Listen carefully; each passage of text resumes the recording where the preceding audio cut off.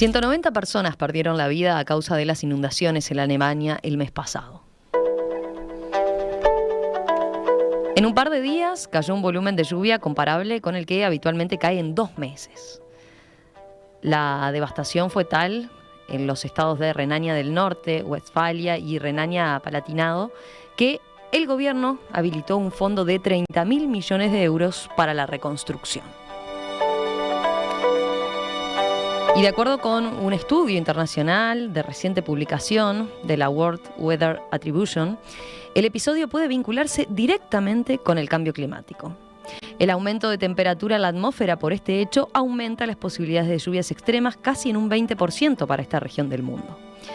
Pero las consecuencias no son solo humanas, también hay coletazos políticos, a un mes de las elecciones que determinarán el sucesor de la canciller Angela Merkel, quien no se presenta a la reelección por primera vez desde su llegada al poder en 2005. Vamos a darle una mirada de cerca a este suceso y para eso vamos a conversar con Franco de Ledone, doctor en comunicación, residente en Baviera, Alemania, director de Epidemia Ultra, un proyecto de divulgación de estudios sobre derecha radical y ahora más recientemente también coordinador general del podcast en español Merkel, la canciller de la crisis. Franco, ¿qué tal? ¿Cómo estás? Buenas tardes para ti, un gusto saludarte nuevamente. ¿Qué tal? ¿Cómo están? Buenos días. Un gusto para mí también. Franco, a ver, desde Uruguay puede sorprender también que un país con la infraestructura de Alemania sufra tanto por inundaciones, ¿no? Pero estamos hablando de que lo que ocurrió a mediados de julio en Alemania fue una caída de lluvias histórica, ¿verdad? Sí, esto que sucedió no le sorprende solo a Uruguay, le sorprendió también a los alemanes y a todos los que vivimos acá, porque no se esperaba que algo así pueda pasar. Justamente algunas semanas antes de que suceda esta desgracia, se había intentado hacer una prueba general en toda la nación sobre los sistemas de alarma. No había salido muy bien, pero dijeron, bueno, esto lo vamos a ir arreglando. Y después justamente lo que pasó es que ese sistema de alarma falló por diferentes circunstancias. Hay falla humana, también del propio sistema. De hecho, hubo algunas acusaciones con algunos intendentes que no dieron la orden a tiempo de evacuar, etcétera. La cuestión que las consecuencias son pérdidas de muchas vidas, para empezar, por sobre todas las cosas, pero también pérdidas económicas, pérdidas culturales, pérdidas de que prácticamente pueblos enteros fueron arrasados, ¿no? Cualquiera que vea las imágenes ve no solamente autos flotando o cosas, sino casas, ¿no? Y eso es algo muy choqueante y hay gente que lo perdió todo porque no solamente perdieron sus casas, sino que tal vez trabajaban en la fábrica o en el lugar cerca y también fue destruido, es decir, que no tiene nada. Y las consecuencias, además de lo que decíamos, humanas, económicas, culturales, también son políticas, ¿no? Y ahí es donde creo que el impacto es tan grande que cambia de alguna manera todo el escenario político. Recordemos que estamos en medio de la campaña electoral, las elecciones son en septiembre. Claro, pero volviendo al tema, te decía, Sí. respecto al impacto como tal, ¿no? Ujú. Sorprendió a los propios alemanes también. Veía, de hecho, las imágenes obviamente son increíbles, ¿no? De lo que vivieron. Hay un pueblo, por ejemplo, cercano a la frontera con Bélgica que se llama Stult. Vos me corregirás si lo estoy diciendo bien, pero que fue Ujú. devastado completamente, ¿no? Y su alcalde hablaba de que era la peor tragedia desde la Segunda Guerra Mundial directamente. Sí, bueno, las imágenes posteriores, cuando digamos el agua baja, son las imágenes de un territorio de guerra, ¿no? Escombros, podredumbre, todo húmedo, todo sin posibilidades de ser reparado, ¿no? Hay que reconstruir directamente desde cero. Y eso es muy difícil, ¿no? Porque después del shock viene ese impacto emocional, psicológico, del cual es muy difícil levantarse. Y en ese sentido, lo que aparece ahí es una consecuencia concreta de la crisis climática. Es decir, estamos viendo que el cambio repentino y digamos, que a veces parece invisible, que no nos damos cuenta, tiene consecuencias muy concretas, que van más allá de medidas o de elementos muy abstractos como puede ser sube 1 grado la temperatura, ¿no? Y Mm. parece algo que es ínfimo porque decís, bueno, 1 grado que suba de 20 a 21, ¿a quién le cambia la vida? Pero no somos capaces de ponerlo en la perspectiva en la que hay que ponerlo. Y a partir de ahí, cuando sucede este tipo de catástrofes como estas inundaciones, es donde efectivamente el impacto en una población, en este caso de la alemana, pero también en su clase dirigente, comienza de alguna manera a prender ciertas alarmas, ¿no? Y a darnos cuenta que hay que hacer algo porque casi que ya es demasiado tarde, ¿no? Más allá de que vos ya sabés, y lo habrán hablado muchas veces en este programa, las alarmas, digamos, las advertencias de los científicos, los estudios, los informes vienen diciendo esto hace décadas. No es que se dieron cuenta ahora después de esta inundación, pero bueno, está claro que Alemania en este momento esta crisis lo puso bajo el dilema de hacer algo urgente. La pregunta es si no es demasiado tarde. Bueno, me interesa después tu respuesta, a ver, y profundizar en qué tan avanzado está el tema de eso, sobre todo qué tan instalado está el tema del cambio climático a la hora de pensar en políticas de Estado, ¿no? Pero quería preguntarte algo, ¿qué antecedentes hay últimamente de desastres naturales así que provoquen, no sé si semejantes daños, pero por los que Alemania haya pasado recientemente? Tú llevas varios años viviendo ahí, ¿recordás algún episodio parecido, algún desastre similar? Bueno, hubo inundaciones en otros lugares de Alemania, en el sur de Baviera, por ejemplo, al sur del país, donde, digamos, también hubo situaciones como esta, crecimiento del Danubio, si no recuerdo mal, etcétera. Y, digamos, existen estas inundaciones. El tema es que, por ejemplo, donde lo que vimos es un golpe lo suficientemente fuerte para sacudir todo el espectro político, como te decía antes, porque se venía hablando de esto que te decía antes, ¿no? Tal vez estamos yendo demasiado rápido, tal vez no es tan necesario, etcétera. Eso me decías directamente Pero que había estaba instalado el tema pocos días antes de que se dieran estas inundaciones, ¿no? sí, exactamente, porque justamente esto que vos decís, ¿no? ¿Importa el tema? ¿Importa la crisis climática? Sí, importa. La mayoría de los partidos, con la excepción de la ultraderecha, reconocen que existe este fenómeno. El tema es qué se hace, ¿no? ¿Qué se hace en sentido de qué medidas concretas podemos llevar adelante? Por ejemplo, encarecer el uso de combustibles fósiles, es decir, un impuesto extra a usar diésel o a usar este tipo de energía, o también cambiar la matriz energética, por ejemplo, abandonar el carbón, que es lo que más contamina, e irnos a energías renovables. El tema es que eso impacta en la economía. Alemania es un país muy industrializado que tiene una demanda de energía enorme, y en ese sentido es muy difícil hacer ese cambio. Digamos, no es imposible, pero claro que es complicado. Y en ese sentido también el tema aparece en la agenda electoral porque todos los partidos se quieren hacer cargo de ese tema, ¿no? Algunos digamos, con diferentes medidas o diferentes visiones. Y el candidato del partido de Merkel, Armin Laschet, de la Unión Demócrata Cristiana, decía justamente días antes de estas elecciones, de estas inundaciones, que él tenía la idea de llevar adelante determinadas medidas, pero tal vez no habría que acelerarse demasiado, ¿no? Lo decía analizando un poco lo que había propuesto la Unión Europea unos días antes sobre cuándo eliminar el carbono, qué tipo de impuesto al carbono, etcétera. Y lo que pasó es que días después de haber dicho eso, si no me equivoco, 2 o 3 días después, sucede esta tragedia y él es el gobernador. Este candidato es el gobernador de esa región, ¿no? Entonces, claro, el impacto es tan fuerte que la reacción de él fue decir lo contrario, decir 180 grados, un giro de 180 grados, decir lo contrario de lo que había dicho, hablar de que hay que acelerar las medidas, de que la crisis climática no puede esperar, que la gente necesita que la política se haga cargo de este problema, que hay que hacer los cambios que sean necesarios, etcétera, etcétera, etcétera.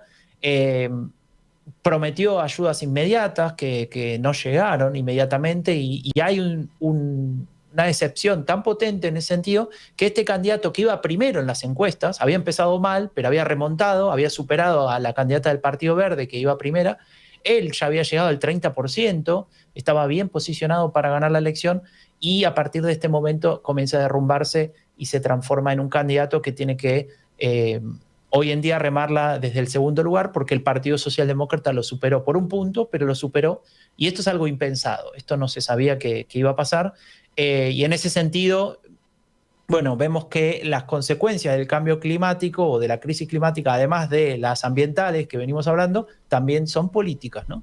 Claro, sí, sí, sí, sin duda. Sí, y además eso, cómo seguramente cambió el eje también de la campaña, ¿no? Evidentemente, el tema se instaló de otra manera. Pero te iba a preguntar, antes de eso, a ver, ¿cómo dirías que en los últimos años, qué ha pasado en materia de cambio climático en Alemania? ¿Cuánto está en la agenda mediática, digamos? ¿Qué tan Ujú. presente está? Más allá de esto que nos venís contando de previo a que se dieran las inundaciones, ¿no?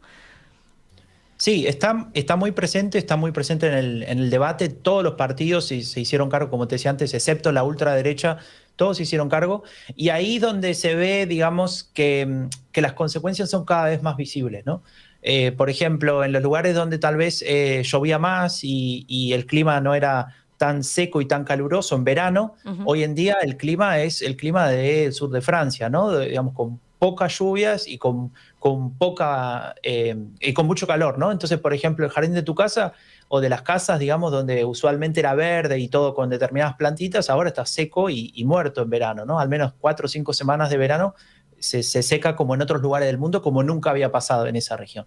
Y también se ven en otros aspectos, ¿no? Por ejemplo, la región donde yo vivo, que es se llama Franken, que es al norte de Baviera, es una región de vinos, contrariamente a lo que se cree, ¿no? Que solo es cerveza. Bueno, hay regiones de vinos también en Alemania.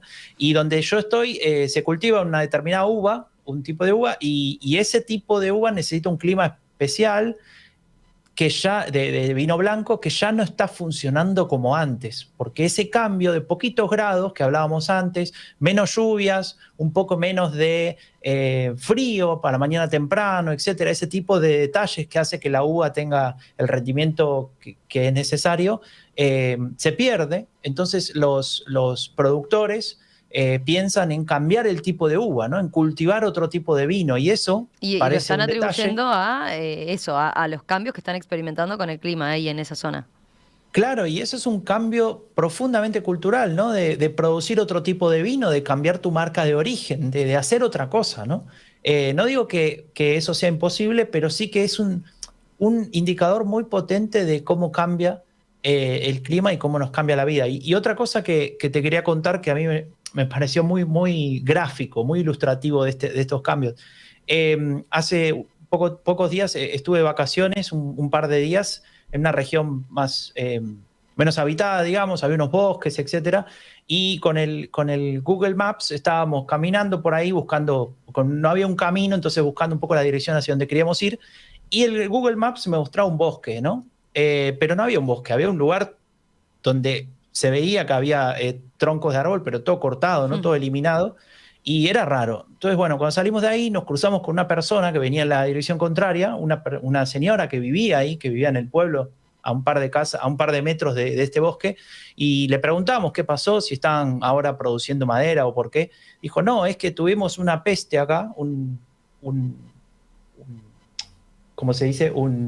Este, ¿Una plaga, para un no me hongo? sale la palabra, como un bicho, Sí. sí, que aprovecha cuando hay mucha sequía de contaminar los árboles y los consume por dentro y es muy contagioso. Es decir, si no eliminamos una parte del bosque, se puede contagiar todo el bosque digamos, lo perdemos por completo. Entonces tuvieron que cortar una parte grande de este bosque.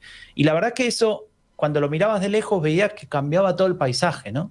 Es decir, de verdad que la vida te cambia y también desde el punto de vista económico, por ejemplo, ese lugar que es más turístico pierde estos elementos, pero también la madera que cortaban tampoco sirve para quemar, pero no se puede hacer más nada con eso, es decir, es el valor más bajo que se le puede sacar a la madera. Y lo que ella me decía es, sí, estamos replantando, pero para que el bosque vuelva a ser lo que fue cuando yo era una niña, tienen que pasar 70 años. Es decir, que Mm.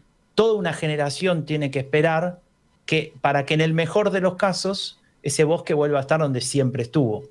Y esto creo que es otro de estos indicadores de que esta crisis climática de verdad nos afecta de manera muy profunda y negativamente. Sí, los dos que manejaste son ejemplos muy concretos e impactantes, ¿no? De cómo eso tan abstracto que a veces hablamos, bueno, empieza a verse en el mundo real, en las decisiones de las personas, en el día a día de de las personas en el paisaje al que estamos acostumbrados.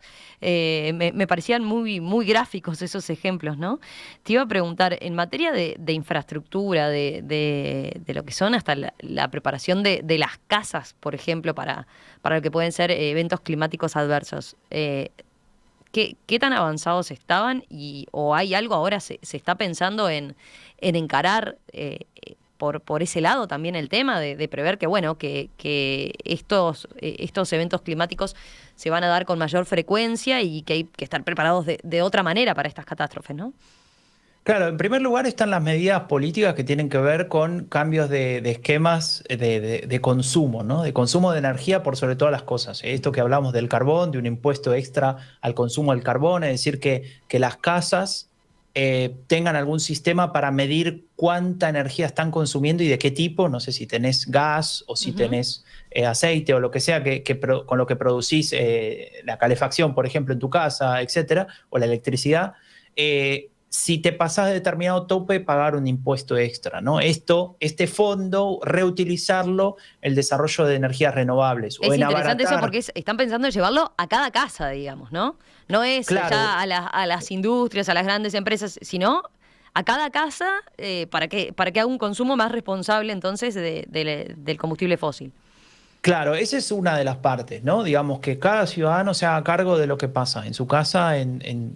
Lo que pasa también que eso es un poco más complicado, por ejemplo, en lugares donde tal vez la construcción es más vieja, está menos preparada para el filtro de energía, por ejemplo, tiene, imagínate, ventanas que no cierran bien, la energía se escapa y eso hace que vos tengas que consumir más energía para calentar lo mismo. En general pasa con hogares si querés, más vulnerables. Entonces termina de alguna manera teniendo una cuota de injusticia. Si ese hogar más vulnerable tiene que pagar más porque la casa está peor construida y seguramente es inquilino, entonces el dueño tiene que repararla y ahí se genera toda una bola de nieve muy complicada. Por eso ninguna de estas medidas son las medidas perfectas, todas necesitan de ser ajustadas, adaptadas a cada caso. Se habla de que las personas o las familias más vulnerables tengan excepciones o reducciones. Bueno, es una discusión muy larga, pero a eso se le suma lo que vos decías también, que el mundo de la industria tiene que hacerse cargo de esto y tiene que, de alguna manera, responder a ese consumo, ¿no? Entonces se habla también de un impuesto extra para determinado consumo de energía que no es renovable o que es fósil, y la situación tiene que ver con una decisión europea, ¿no? Se habla en Europa del Green Deal, que es este famoso pacto verde, que intenta que el continente sea, en alemán se dice clima neutral, o sea, neutral afectando el clima. Y eso es un desafío muy grande, porque ahí aparecen intereses tocados muy importantes de industria, por ejemplo, la del carbón en sí en general, que afecta el PBI concretamente de determinados países, ¿no? Entonces ya la situación se hace bastante difícil, demanda al arte de la política, la diplomacia, etcétera. Y creo que es un proceso que empieza, o que ahora está en sus fases iniciales, pero que tiene que acelerar su andar, porque si no, de verdad que la situación se va a poner bastante difícil y en Europa especialmente el impacto va a ser brutal, ¿no? Porque claramente que no estamos preparados para que el clima cambie de la manera que está cambiando. Mira, veía los mensajes de los oyentes y Marcos plantea, el cambio climático pegó en el corazón de Europa, ahora sí cuenta, dice. ¿Hay algo de eso? Bueno, puede ser que antes no era visto de esa manera, ¿no? Está claro que digamos, medir las consecuencias de un fenómeno como este aparece en la agenda cuando de alguna manera te afecta, ¿no? Esto que dice Marcos es absolutamente cierto y lo hablamos desde el principio. Mucha gente termina diciendo, está pasando algo cuando pasa lo de las inundaciones o como por ejemplo hace 2 o 3 veranos, cuando la temperatura acá era la del sur de Europa, ¿no? Algo impensado durante todo el verano, quiero decir, ¿no? Sin lluvias, seco y muy caluroso. Y ahí es donde, por ejemplo, es una casualidad, pero se dan las elecciones europeas de 2019, si no recuerdo mal, y el Partido Verde casi gana la elección, ¿no? Ganándole al partido de Merkel invencible. Entonces mostrando, bueno, de parte de la sociedad queremos un cambio, queremos un partido que mire esto de manera más seria. Esto no quiere decir que los otros partidos no lo miren, pero está claro que para los verdes es primordial, ¿no? Entonces, en ese sentido, sí, es cierto que muchas veces para determinados países, en este caso los europeos, la cuestión del clima parece ahora que el efecto es mucho más evidente. Te propongo, Franco, hacemos una breve pausa y enseguida continuamos conversando, entre otras cosas, a ver qué implica este paquete de reconstrucción de 30.000 millones de euros que se aprobó como tal. Bueno, y ver un poco más de las consecuencias políticas entonces que dejó este episodio. Hoy estamos haciendo un viaje a Alemania. Ustedes saben, allí impactantes inundaciones cobraron la vida de más de 200 personas en este país y en Bélgica, y las consecuencias aún siguen siendo devastadoras a un mes de los hechos. Hay efectos hasta políticos, a poco de las primeras elecciones en las que no participará Angela Merkel. Estamos en contacto esta mañana con Franco de Ledone, doctor en comunicación política, quien reside ahí en Baviera, Alemania.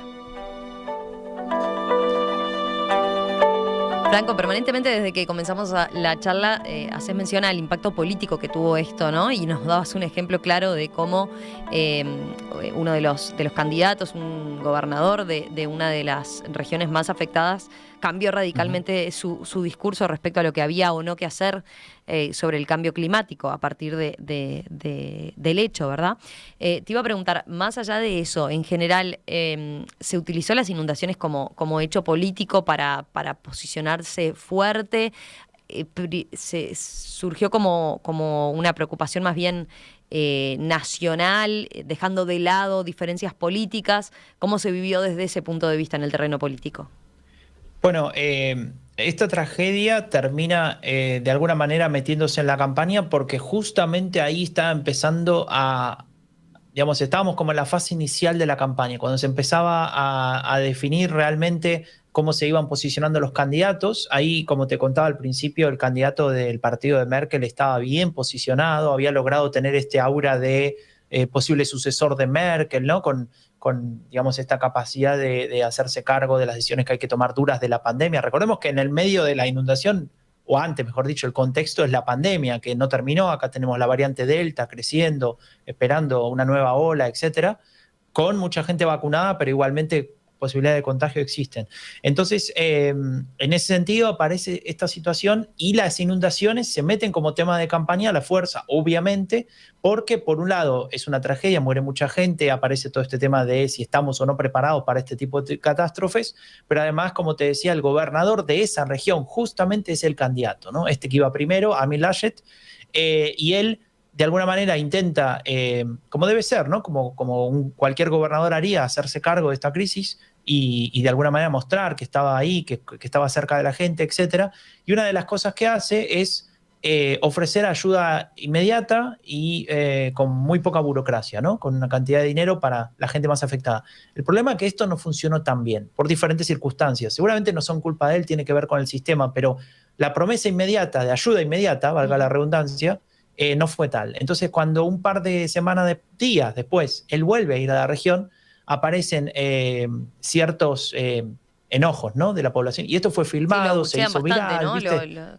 Lo repudian su Claro, presencia allí de distintas maneras, ¿no? Y eso incluso le claro, repercute. no fue nada grave tampoco, no es que hubo ahí un desmán ni nada, pero sí que le decían, usted prometió esto y dónde está, ¿no? Y no, sí, estamos trabajando y qué sé yo.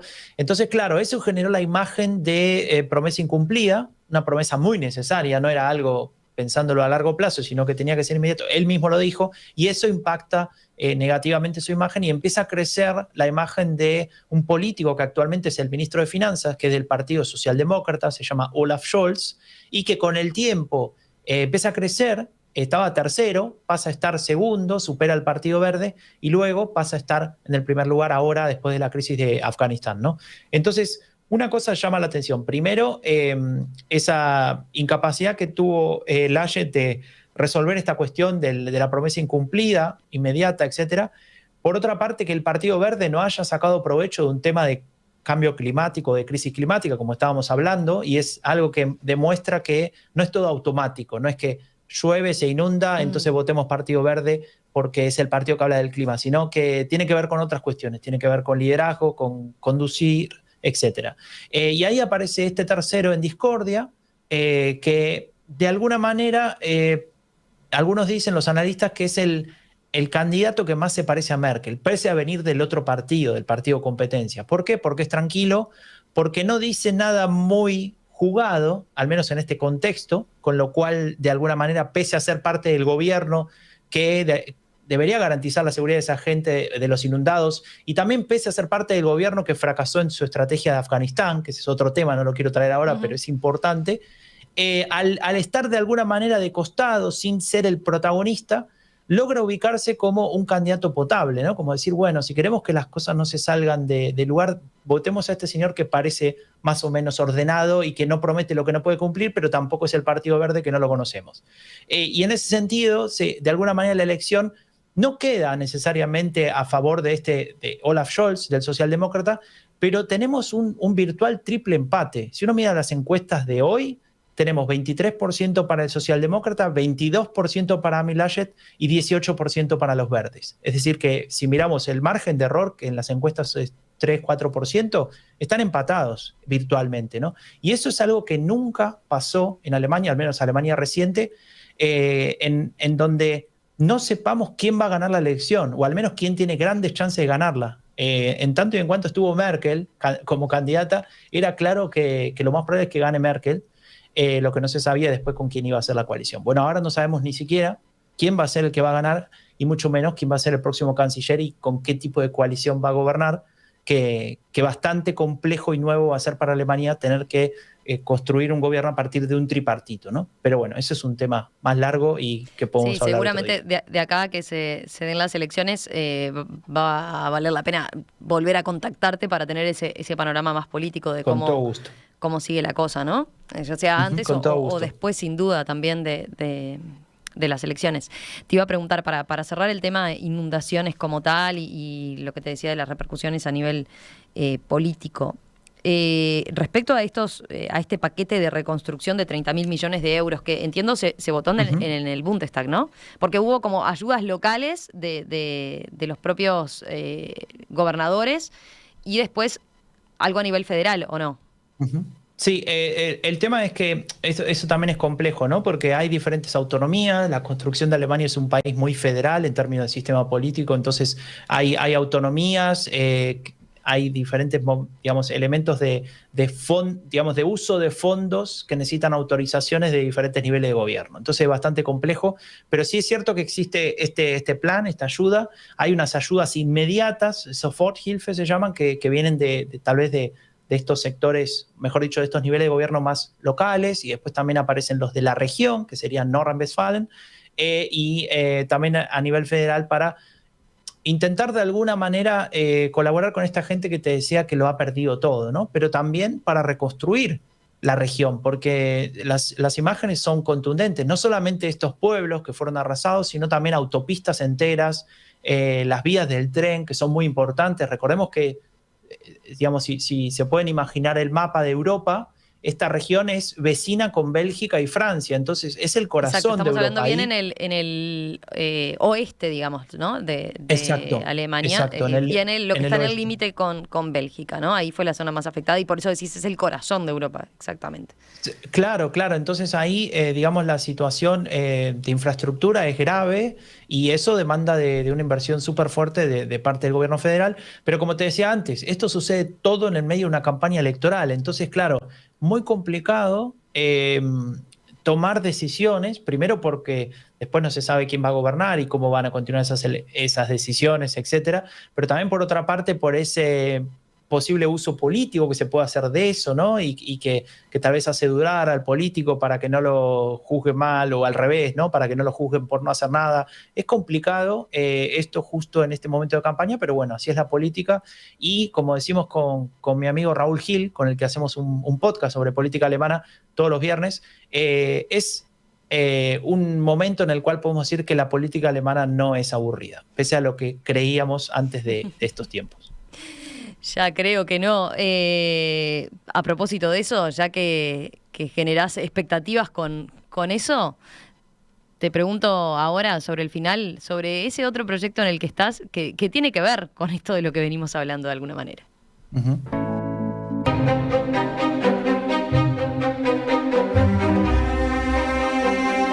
crisis es una oportunidad.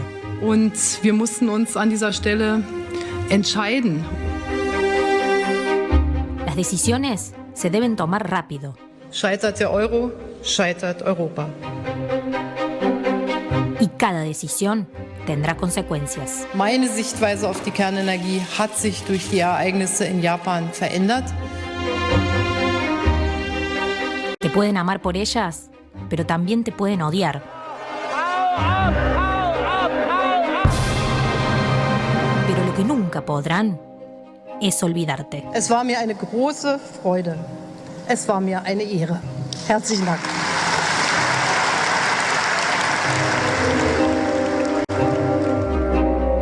Merkel, la canciller de las crisis. Un relato para entender cómo y por qué Angela Merkel fue Ahí estamos cambiando. escuchando el tráiler de lo que es el primer episodio, ¿no, Franco? De este podcast que acaban de sacar y que tú sos uno de los coordinadores generales, que se llama, como escuchaban, Merkel, la canciller de la crisis. Contanos un poco más al respecto, porque seguro que ya con eso que escuchaban con la forma en la que está narrado, genera mucha curiosidad y mucha expectativa.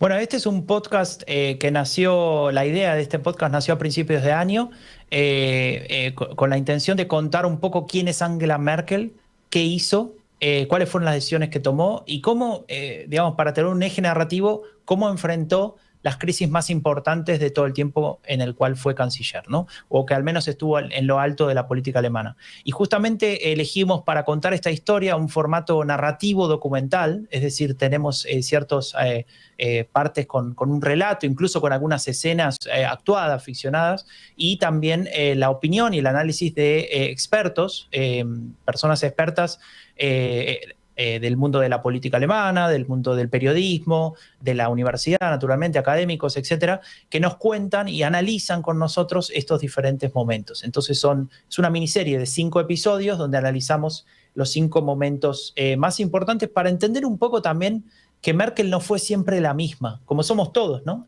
Vamos cambiando, vamos evolucionando, vamos de alguna manera tomando decisiones que en otro momento nunca hubiésemos tomado y que a Merkel le pasó, y eso nos ayuda a entender quién es Merkel, ¿no? Después cada uno juzgará si le gusta más o menos, si está de acuerdo más o menos, pero que está claro que tuvo que tomar decisiones que la cambiaron desde el punto de vista político, desde el punto de vista emocional, desde diferentes circunstancias que de alguna manera construyen un personaje que es fundamental, no solamente para entender la política alemana de los últimos 20 años, sino que podemos hablar también de la política europea en general, que desde que está ella ha cambiado enormemente. Y ese es el objetivo de este podcast. ¿Cómo pueden acceder los oyentes que estén interesados? Bueno, tenemos todo obviamente en nuestra página web, donde pueden encontrar toda la información del proyecto. Se llama cancillerdelascrisis.net, pero también en todas las servidores de plataformas de podcast como Spotify, Apple Podcasts, etcétera. Ahí lo pueden encontrar. Buscan Merkel, la canciller de las crisis, y lo van a encontrar. Está disponible. Y una cosa más que te quería contar que se me pasó, pero que es muy importante. Este proyecto es realidad gracias al apoyo del Goethe-Institut, del DAAD, que es el Servicio de Intercambio Académico Alemán, los dos de Córdoba, Argentina, y también de la Facultad de Lenguas de la Universidad Nacional de Córdoba de Argentina, que fueron los que nos ayudaron a construir las traducciones y luego el doblaje de todas esas entrevistas que hicimos en alemán. Así que en conjunto, a través digamos, del trabajo de Rombo Podcast, que es la productora que los hace y en la cual trabajo, construimos este proyecto que involucra a 20 personas, estudiantes que trabajan en el traductorado alemán, etcétera, y todos aportamos nuestro granito de arena para que entendamos quién es o quién fue o quién nos va a quedar en la memoria, que fue Angela Merkel. Franco, muchas gracias.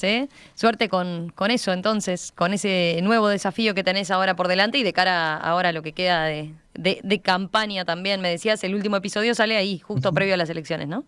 Claro, todos los miércoles, desde ayer hasta el miércoles anterior a las elecciones va a salir un episodio, son 5, y bueno, que los disfruten, y muchas gracias a vos, Romina, y a todos los que hacen Perspectiva por interesarse en este proyecto. Franco de Ledone, doctor en Comunicación Política desde Baviera, Alemania. Un gusto, como siempre, contactarte, Franco. Hasta la próxima. Hasta la próxima, gracias.